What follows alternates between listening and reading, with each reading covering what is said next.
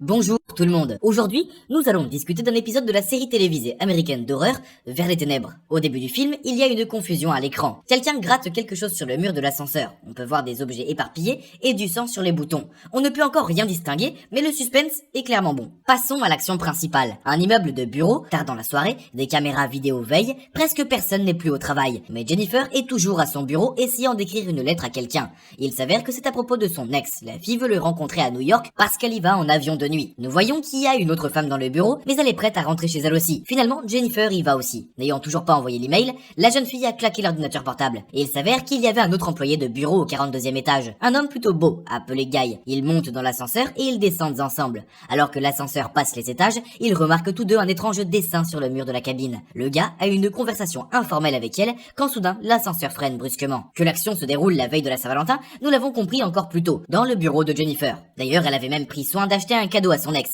Je me demande s'il l'attend au moins, mais pour l'instant, il y a des choses plus importantes à faire. Les gars sont coincés dans l'ascenseur et tentent de trouver un moyen de résoudre le problème. Les vacances approchent et il est possible qu'elles ne manquent à personne dans les jours prochains. C'est étrange, même dans notre pays, ils retirent les gens des ascenseurs pendant les vacances. Et à juste titre, car certaines de nos cabanes sont pires que des prisons. Mais l'ascenseur dans lequel Guy et Jennifer sont coincés, je voudrais bien y vivre un moment. Pour une raison quelconque, il n'y a pas de couverture de téléphonie mobile et personne ne semble surveiller les images des caméras. Donc on doit rester assis ici tout le week-end. Guy et Jennifer essayent d'ouvrir les portes eux-mêmes, de soulever le plafond et de trouver toutes sortes d'autres moyens de sortir. Mais après une série d'échecs, ils finissent par s'y résoudre. Ils s'assoient juste sur le sol et attendent de l'aide. Jennifer avait soif et Guy lui a gentiment offert de l'eau. Il a également laissé entendre qu'il avait une bouteille de vin avec lui au bureau. Et vous savez ce qui se passe ensuite, la fille doit aller aux toilettes. Oui, c'est comme ça que ça marche. Tu bois et c'est là. Quoi qu'il en soit, elle est timide pendant un long moment mais ensuite elle ne peut plus le supporter et fait son truc dans le thermos, demandant à Guy de se détourner et de se boucher les oreilles. Tout le monde dans l'ascenseur devient triste. Il s'avère que la vie n'est pas aussi rose qu'elle le semblait récemment. Le couple décide de se remonter le moral avec une bouteille de vin. Il me semble que les choses vont devenir si bonnes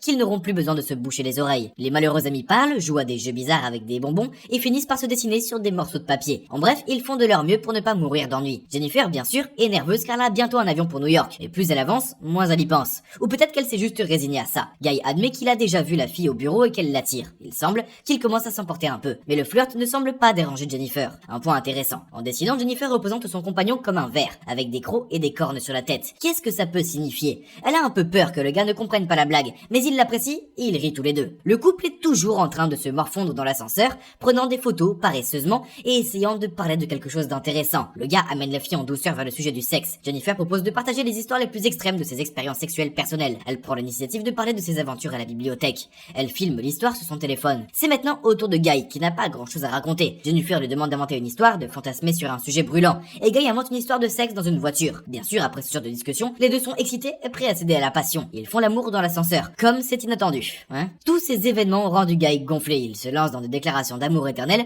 auxquelles la jeune fille réagit plutôt froidement. Elle s'habille et s'éloigne de son compagnon décontracté. C'est encore pire, Jennifer avoue qu'elle est toujours amoureuse de son ex-petite amie et s'apprête à prendre l'avion pour lui parler de leur relation. Bien sûr, ce n'est pas ce que Guy voudrait entendre. Cela le met tellement en colère qu'il perd son self-control et avoue qu'il n'est pas du tout Guy, mais John, le gardien de l'immeuble. Il observe la fille depuis longtemps, mais elle ne prêterait jamais attention à un simple agent de sécurité. Il a probablement raison puisque Jennifer pensait qu'il était employé de bureau. Apparemment, elle ne l'avait pas remarqué en service avant. Bref, le gars a tout organisé. Il a la clé de l'ascenseur et il contrôle tous les systèmes de surveillance. Jennifer panique et essaye d'arracher la clé, mais le gars la casse accidentellement. Maintenant, il se retrouve dans un combat sérieux. La fille assomme son agresseur, mais pas pour longtemps. Il frappe Jennifer et elle reste inconsciente pendant un moment. Lorsqu'elle reprend conscience, elle voit l'esprit du type explosé par la jalousie et le ressentiment. Il court de haut en bas de l'ascenseur et brise tout sur son passage. Puis il fume un cigare et se moque de la fille battue de toutes les manières possibles. Pour résumer, la clé est cassée et Guy, ou plutôt John, est également piégé. Il décide d'ouvrir le plafond de l'ascenseur, mais il ne peut pas simplement grimper. Jennifer n'arrive pas non plus à le lever. La fille ment en disant qu'elle ne dira rien à personne et qu'elle va juste sortir et appeler à l'aide. John lui donne un coup de main et voit ensuite Jennifer lui faire un dos d'honneur et se diriger vers la sortie. Furieux, le garçon se construit rapidement une corde avec ses vêtements et grimpe après elle. Bien sûr, il rattrape rapidement Jennifer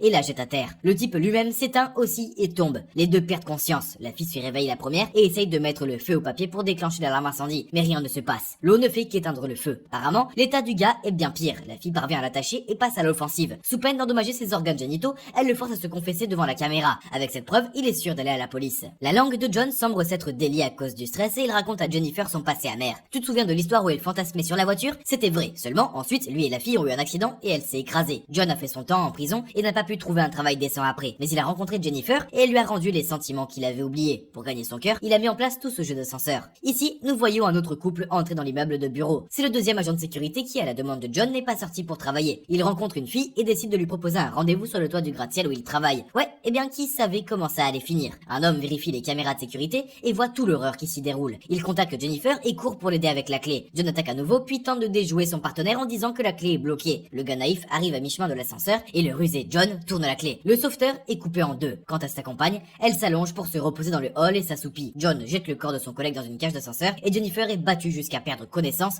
et traînée jusqu'à la voiture. John couvre ses traces, se lave, met des vêtements propres, oh oui, et tue la petite amie de son partenaire qui s'est réveillée au mauvais moment. Il efface ensuite la vidéo de surveillance et s'apprête à emmener Jennifer pour la brûler dans un tas d'ordures. Il l'appelle à travers le coffre et s'assure qu'elle est morte. Mais quand John détourne le regard, il est frappé à la tête avec un bidon. Notre jeune fille, pleine de vie, monte dans la voiture et appuie sur l'accélérateur. John reprend ses esprits et se dandine lentement vers elle, mais remarque soudain que la jeune fille fait marche arrière et se précipite vers lui. Dans la ruelle étroite, tout ce qu'il y a à faire est de sauter dans une benne à ordures. Il le fait et la voiture s'écrase directement dans la poubelle. Le garde est encore conscient, mais il ne peut plus bouger. Jennifer sort le cigare que le bâtard fumait dans l'ascenseur, la narguant, et il est clair qu'elle veut le brûler. Une dernière bouffée et le mégot s'envole dans la poubelle. Elle s'enflamme instantanément en même temps que le corps de l'agresseur. La fin est chaude, ça ne se voit pas, mais je veux crier « Ah, vous avez enfin buté un pervers !» Mais d'un autre côté, je me demande ce que la fille va dire aux flics, qui vont certainement venir ici. Au final, nous nous retrouvons avec 3 cadavres, une femme terriblement forte et un épisode de la Saint-Valentin plutôt décent. Bien sûr, ce n'est certainement pas une histoire de Cupidon, de cœur et autres. C'est juste un bon film comme il se doit avec du sang, de la violence et une sorte de ligne d'amour. Merci d'avoir regardé, aimez la vidéo et cliquez sur le bouton abonnement. À bientôt, au revoir.